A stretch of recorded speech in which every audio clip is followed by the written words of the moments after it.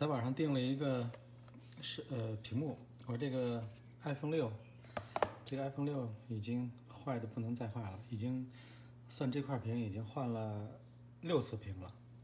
但是我在等那个 iPhone 12出来，因为前面几款这个 iPhone 我都觉得设计的很难看，而且它里头芯片据说性能也不是很好，都是过渡产品，所以等这个 iPhone 12出来，这 iPhone 6其实就是一个巨大的倒退。对苹果来说，自从乔布斯去世以后，苹果其实是一天比一天的堕落。这个 iPhone 6就是一个堕落的代表啊，它的屏极容易碎啊，已经碎了6块啊，电池也换过，电池也那个鼓包啊，那个说明电池质量有问题。但是到苹果店呢，他给了$29我记得，然后给换了个新的电池啊，一直坚持凑合在用啊，一直在凑合在用。现在呢，它又这屏花了，不能工作了，所以这次呢，在网上买了一个23美金，$29还是$23忘了，100多人民币的样子啊。这个买了一个屏，看它里头这个还是个套装，还不错，里头连工具都有。打开看看，它这个还有一套工具，看吗？小改锥，包括翘片儿啊都有，酒精片都有。然后还有一些说明怎么操作，挺不错的一个屏。这回咱们自己来动手试试。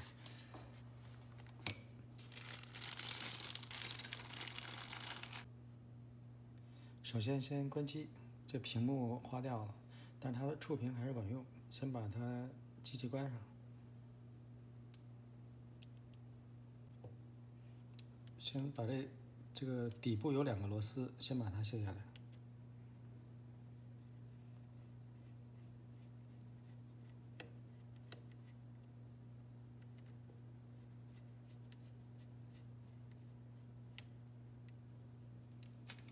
为了这个螺丝别掉了，在桌子上放一张白纸，然后另外我们去准备一个强力的磁铁，这一个强力磁铁放在这里，把所有拆下来的螺丝放在这个粘在上面。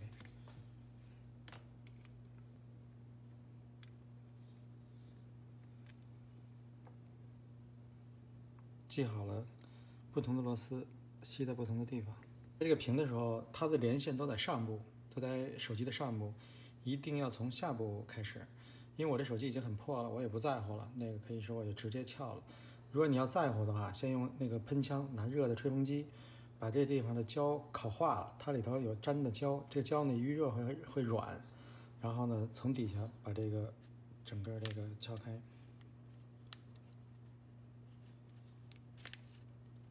OK，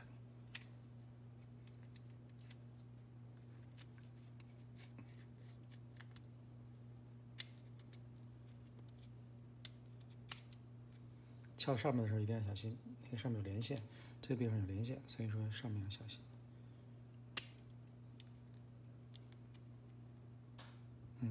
打开，这个打开的时候角度不能太大，不能超过90度，要不然这个线会断掉的。把它靠在上面。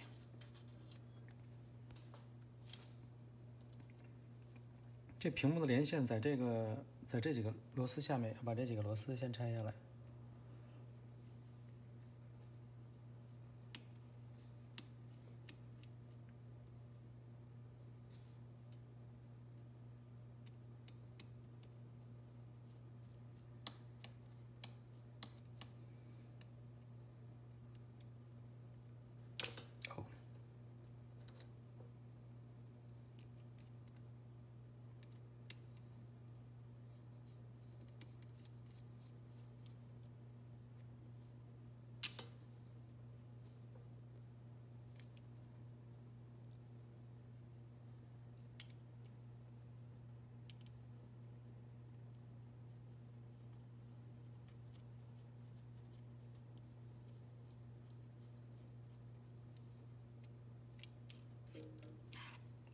我这个螺丝它已经坏了，它拧不下来了，拧不下来算了，我们就把它给它弯过来就行了，把线能拿下来就可以了。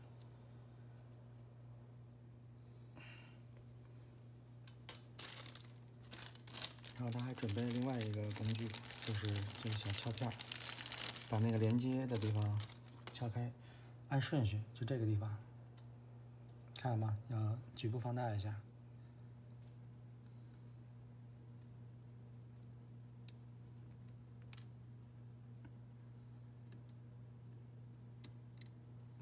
撬开了一个，然后紧接着可以撬开第二个，然后这还有一个，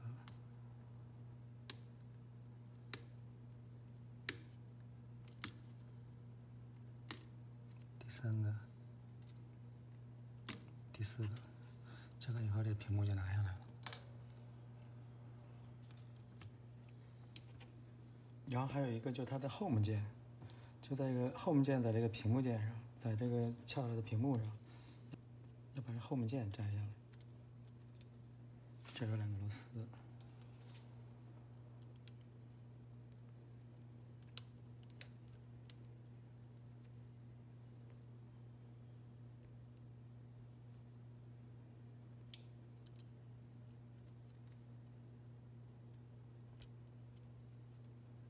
放在一边。然后这儿呢还有把这个撬下来。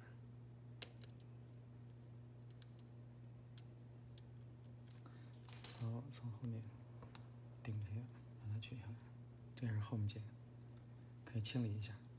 这个屏幕就没用了，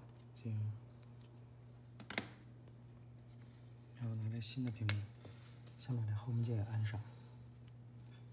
我们可以先做一下清理工作。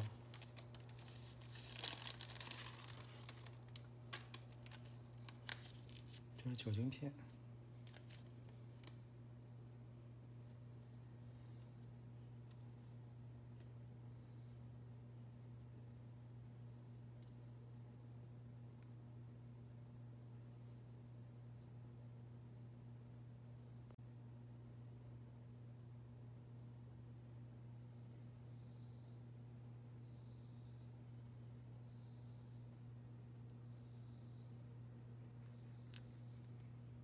放过去，然后对准这位置，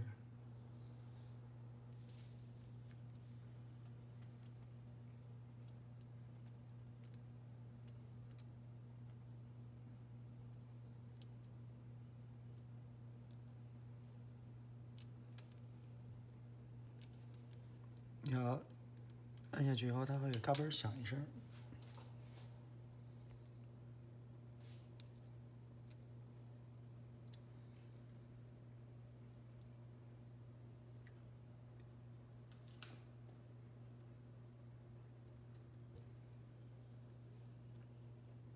把这个再压上。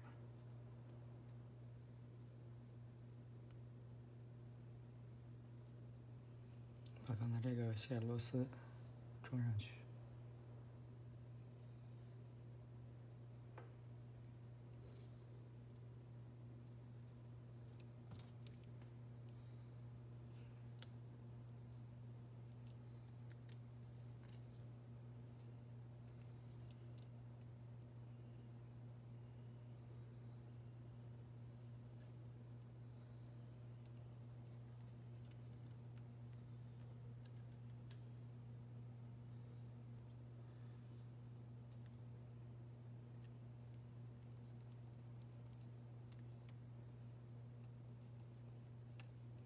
你看它有顺序，它叠合在一块，但是有顺序，先放哪个？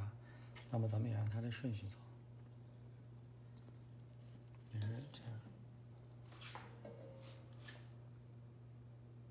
先放最内侧的，最内侧的是这个长条，咔啦一声，把这几个都插好。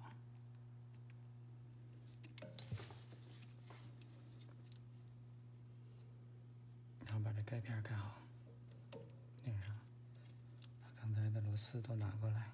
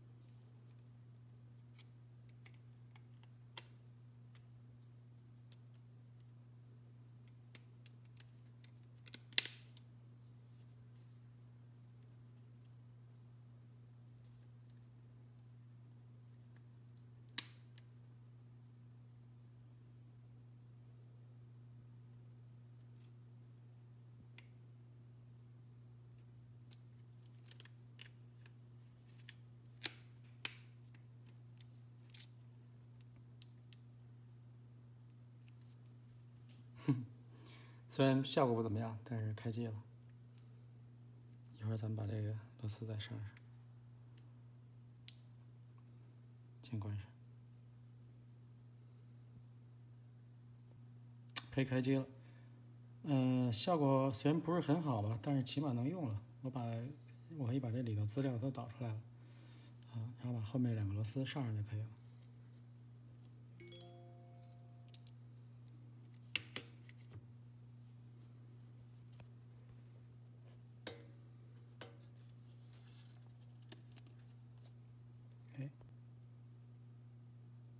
记住这螺丝样子不一样，这个螺丝就底下这2个螺丝是比较长的2个，比一般的都长，所以说一定要记住了。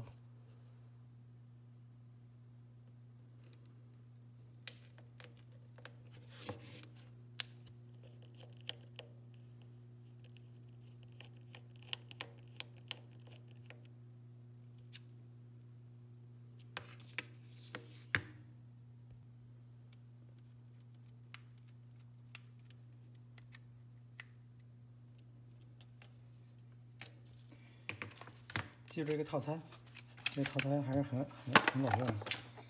这套质量很差，这屏很差质量，但是应急用吧。这个 iPhone 6现在我估计都是大家所有在用 iPhone 6的，全是在凑合，等这个新的 iPhone 12出来，这个修好了，现在已经可以开机了。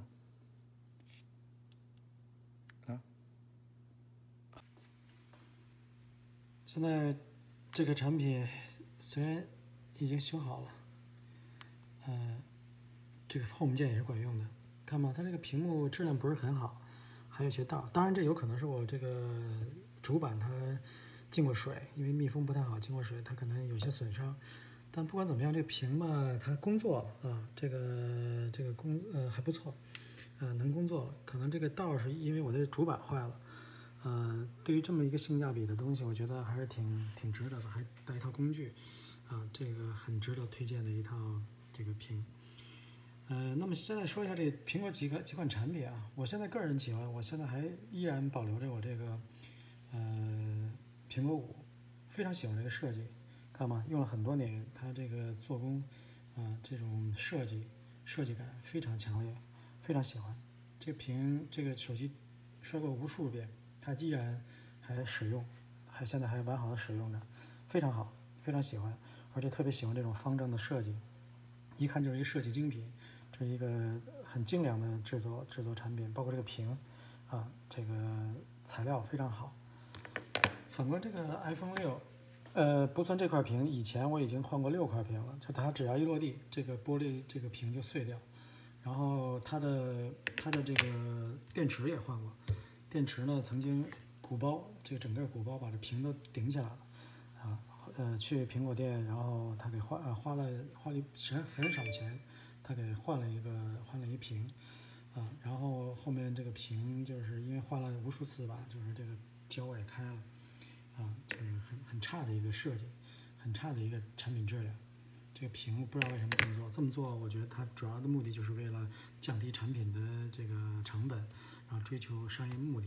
所以从 iPhone 6开始，乔布斯时代已经结束，苹果就已经堕落，它是以追求利益最大化为目的了，并不是在乔布斯时代，他是追求一个产品的精神啊，能看出他这个产品的追求啊。所以从6开始，乔布斯时代结束以后，产品就这个苹果就不断的在堕落啊。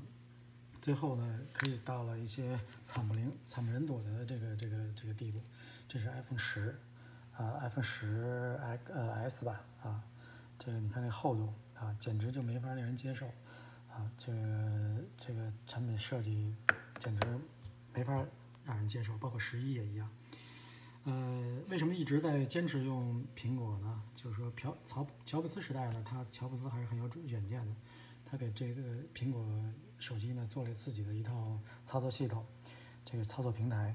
那么它这个平台是封闭平台，没有开放，所以呢它的安全性，手机的通讯安全性还是非常的有保障。相比于安卓系统，它的安全系统会高很多，它安全性会高很多。